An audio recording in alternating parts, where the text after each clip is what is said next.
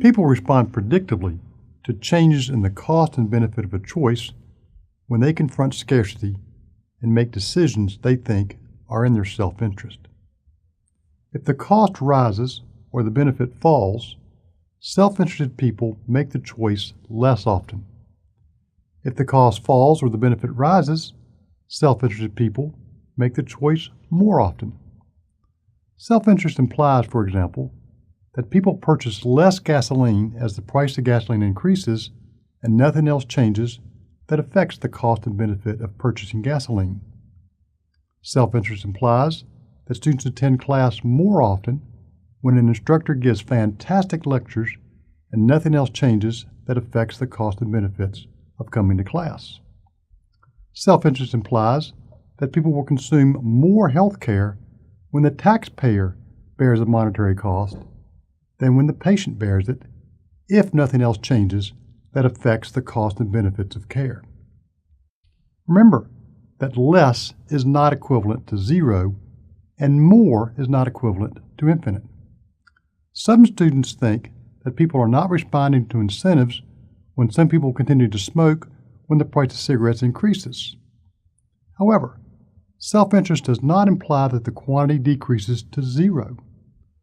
What self-interest implies is that the amount of smoking will decrease. Economists have tested the prediction that incentives matter in many contexts and find that people generally act as predicted. Here are two examples. The first example is a pair of studies that show that incentives matter even when the good is addictive. One study shows that higher cigarette prices lead to more smokers quitting. Another study reports that higher prices reduce rates of smoking and the number of cigarettes sold by the tobacco companies. A second example is an article in the Wall Street Journal that shows that passengers on airplanes respond as predicted to increases in baggage fees. Passengers check fewer bags, carry on more bags, and compete to be first on the plane to find good storage for carry-on bags when airlines impose or raise baggage fees. Another consequence of scarcity and self-interest is competition. Self-interested people compete to obtain the things that they want. They compete because they want to obtain more of the things they want.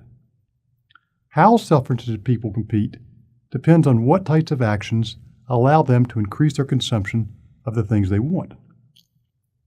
They compete by spending time in line when first come, first served helps them get what they want.